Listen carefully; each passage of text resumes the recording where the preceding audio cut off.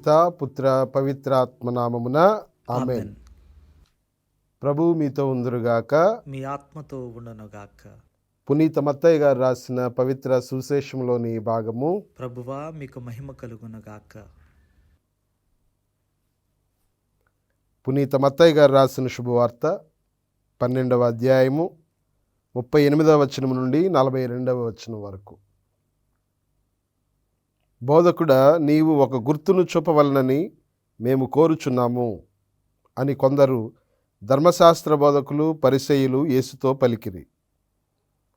అప్పుడు యేసు ప్రత్యుత్తరముగా, దుష్టులు దైవభ్రష్టులునగు మీరు ఒక గుర్తును కోరుచున్నారు. కానీ యోనా ప్రవక్త చిహ్నము కంటే వేరొకటి వీరికి అనుగ్రహింపబడదు.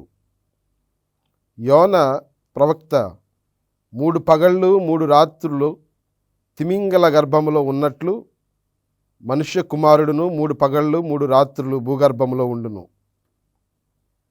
నీనేవే పౌరులు యోనా ప్రవక్త ప్రవచనములను ఆలకించి హృదయ పరివర్తనము చెందిరి. కనుక తీర్పు దినమున వారు ఈ తరము వారి ఎదుట నిలిచి వీరిని ఖండింతురు. ఇదిగో, యోనా కంటే గొప్పవాడొకడు ఇచ్చట ఉన్నాడు. తీర్పు దినమున దక్షిణ దేశపు రాణి ఈ తరము వారి ఎదుట నిలిచి వీరిని ఖండించును. ఏలైనా ఆమె సొలొమోను విజ్ఞానమును గూర్చి వినుటకై దూర ప్రాంతము నుండి పయనించి వచ్చెను. ఇదిగో, ఆ సొలొమోను కంటే గొప్పవాడు ఒకడు ఇచ్చట ఉన్నాడు. ఇది క్రీస్తు ప్రభుని సువిశేషము. క్రీస్తువా మీకు స్తుతి కలుగునుగాక. క్రీస్తునాథుని యందు ప్రియ సహోదరి సహోదరులారా, ఈరోజు మనం విన్నటువంటి సువిశేషంలో క్రీస్తు ప్రభు పరిసయ్యులను ధర్మశాస్త్ర బోధకులను ఖండిస్తూ ఉన్నారు. ఒక విషయంలో యూదులు ప్రభువు దగ్గరకు వచ్చి ఆయన బోధనలు విన్నటువంటి సమయంలో ఆయనను ఒక ప్రశ్న అడుగుతూ ఉన్నారు. మనం ఈరోజు సువిశేషంలో మొదటి వాక్యంలో వింటూ ఉన్నాం. బోధకుడా, నీవు ఒక గుర్తును చూపవలనని మేము కోరుచున్నాము అని. ఎందుకు వీళ్ళు క్రీస్తు ప్రభుని ఒక గుర్తును చూపాలని కోరుతూ ఉన్నారు అంటే,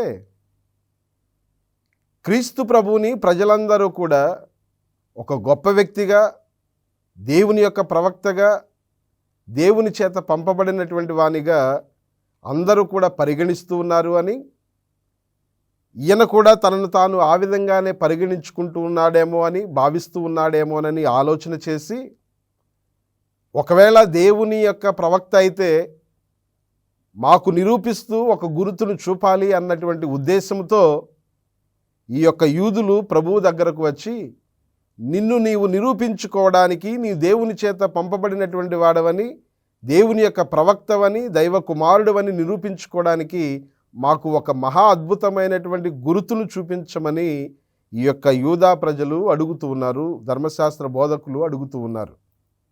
పౌలు గారు కొరింథీలకు రాసినటువంటి మొదటి లేఖలో 1వ అధ్యాయము 22వ వచనములో ఈ విధంగా చెప్తూ ఉన్నారు. ఏమని? యూదులు అద్భుతములను కోరుచున్నారు. యూదా ప్రజలకు అద్భుతములు కోరడము, అద్భుతములను మాత్రమే విశ్వసించటము ఒక పరిపాటిగా తయారయ్యింది. అదేవిధంగా వారి యొక్క దైనందిన జీవితములలో ప్రతిరోజు జరిగేటువంటి పనులలో దేవుని యొక్క ప్రత్యక్షతను చూడటం వాళ్ళు మరచిపోయారు. దీనినే మనం ఇంకొక మాటలో కూడా చెప్పుకోవచ్చు. ఏంటి అంటే, వీరు విశ్వాసహీనులు అయిపోయారు. దీనినే ప్రభువు ఇంకొక మాటలో చెప్తూ ఉన్నారు. ఏమని? ఈ యొక్క దుష్ట తరము, దుష్టులు, దైవ భ్రష్టులకు వీరు గుర్తును కోరుతున్నారు అని. ఇంకొక మాటలో విశ్వాసహీనులకు వీరు గుర్తును కోరుతూ ఉన్నారు అని. ఈ యొక్క యూదులు, ఈ యొక్క పరిసయ్యులు, ధర్మశాస్త్ర బోధకులు అవిశ్వాసులుగా తయారవుతున్నారు. విశ్వాసం లేమితో వీళ్ళు జీవిస్తూ ఉన్నారు. దేవునికి దూరమై జీవిస్తూ ఉన్నారు. వీరిలో పశ్చాత్తాపము అవసరము. వీరు దుష్టులుగా దుష్ట ప్రజలుగా జీవిస్తూ ఉన్నారు అని చెప్పి క్రీస్తు ప్రభు వారిని హెచ్చరిస్తూ ఉన్నారు. ప్రియ సహోదరులారా, ఇర్మియా గ్రంథములో 3వ అధ్యాయము 6వ వచనం నుండి 11వ వచనం వరకు మనం పరిశీలిస్తే అక్కడ దేవుడు ఇజ్రాయేలు ప్రజలకు అదేవిధంగా దేవునికి మధ్య ఉన్నటువంటి బంధాన్ని గురించి వివరిస్తూ ఏ విధంగా ఈ యొక్క ఇజ్రాయేలు ప్రజలు దేవునికి దూరమైపోయారో, అదేవిధంగా దేవుని యొక్క ప్రేమను ధిక్కరించి ఎలా పాపం కట్టుకుంటూ ఉన్నారో, దేవుని యొక్క హెచ్చరికలను లెక్క పెట్టకుండా ఈ యొక్క యూదా ప్రజలు ఏ విధంగా ఇంకా అన్య దైవాలను కొలుస్తూ అవిశ్వాసులుగా, విశ్వాసహీనులుగా, దుష్టజనముగా జీవిస్తూ ఉన్నారో అక్కడ మనము ఇర్మియా గ్రంథములో 3వ అధ్యాయము 6వ వచనం నుంచి 11వ వచనం వరకు ప్రియ సహోదరులారా చదువుతూ ఉంటాం.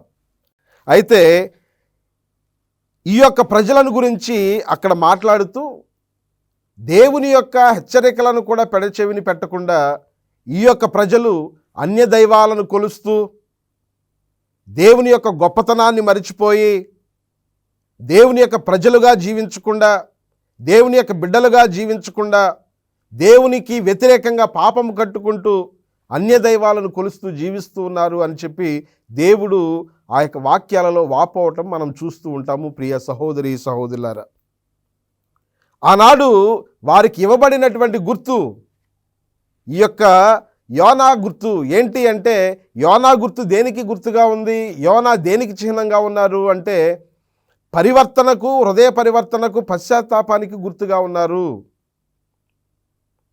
ప్రియ సహోదరి సహోదరులారా, నినివే ప్రజలకు యోనా దేవుని యొక్క సందేశాన్ని ఇచ్చాడు. ఏమని? పాపమును విడనాడాలని, పశ్చాత్తాపం పొందాలని, ప్రభు చెంతకు తిరిగి రావాలని యోనా వారికి గుర్తునిస్తూ ఉన్నాడు. దేవుడు యోనా ద్వారా వారికి సందేశాన్ని ఇస్తూ ఉన్నారు. ఇప్పుడు ఈ యొక్క ప్రజలు మరొక గుర్తును అడుగుతూ ఉన్నారు. ఈ యొక్క యూదులు ప్రభువుని మరొక గుర్తును అడుగుతూ ఉన్నారు. దేవునితో సహవాసం చేయకుండా దేవునికి దూరంగా వెళ్ళి అవిశ్వాసులుగా, భ్రష్టులైనటువంటి వారిగా జీవిస్తూ ప్రభువుని మరొక గుర్తు అడుగుతూ ఉన్నారు. ప్రియ సహోదరి సహోదరులారా, యోనా కన్నా గొప్ప గుర్తు మీ ముందు ఉంది అని ప్రభువు వారికి చెప్తూ ఉన్నారు. నినివే వాసులు దేవుని యొక్క చిహ్నమైనటువంటి యోనా సందేశాన్ని గ్రహించారు.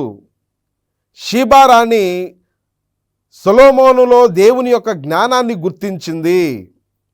సొలొమోనును మించినటువంటి, యోనాను మించినటువంటి దేవుని యొక్క సందేశమైన, దేవుని యొక్క ప్రవక్త అయిన, దేవుని యొక్క హెచ్చరిక అయిన ప్రతి అడుగులోనూ ప్రతిరోజు కూడా వారికి ఇవ్వబడుతూ ఉంది. ప్రియ సహోదరి సహోదరులారా, దేవుని యొక్క ప్రత్యక్షతను మనము గుర్తించగలగాలి.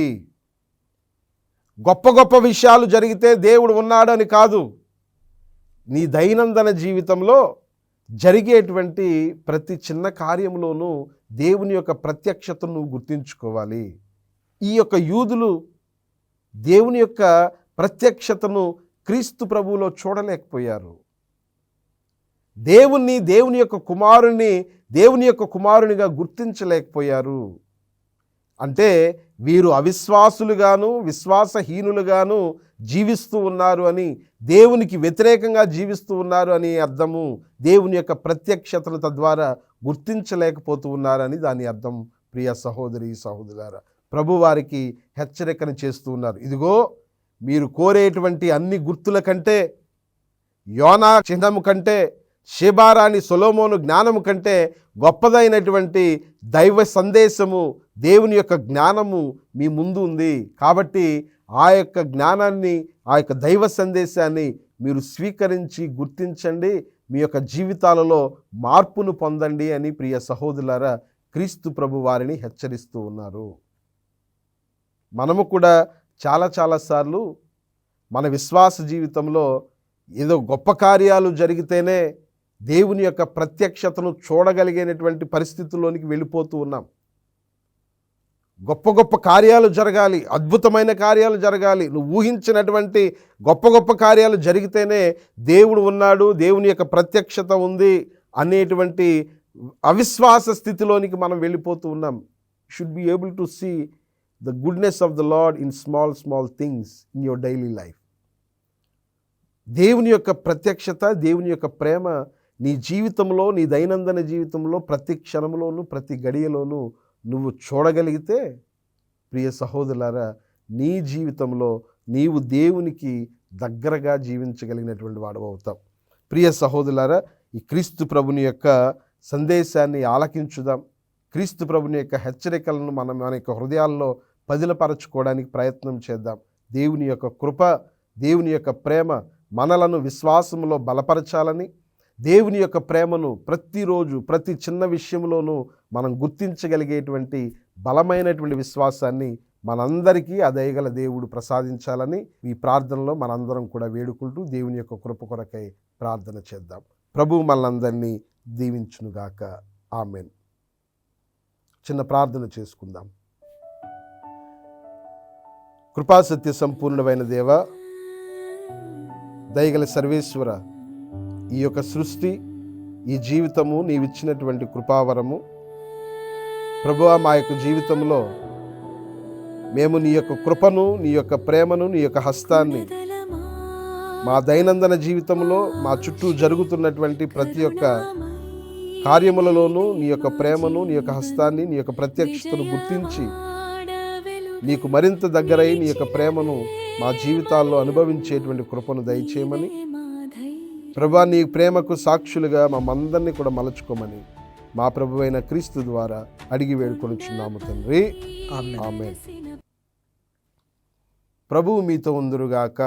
మీ ఆత్మతో ఉండునుగాక. సర్వశక్తిగల సర్వేశ్వరుడు, పితా, పుత్ర, పవిత్రాత్మ మిమ్మందరిని దీవించి సదా కాచి కాపాడుదురుగాక. ఆమేన్. గుణదల మాత మా ఆశ్రయం, కరుణామయీ నీవే మా జీవనం, విజయవాడ వెలుగై నిలిచినవే మరియమ్మ, నీవే మా ధైర్యం.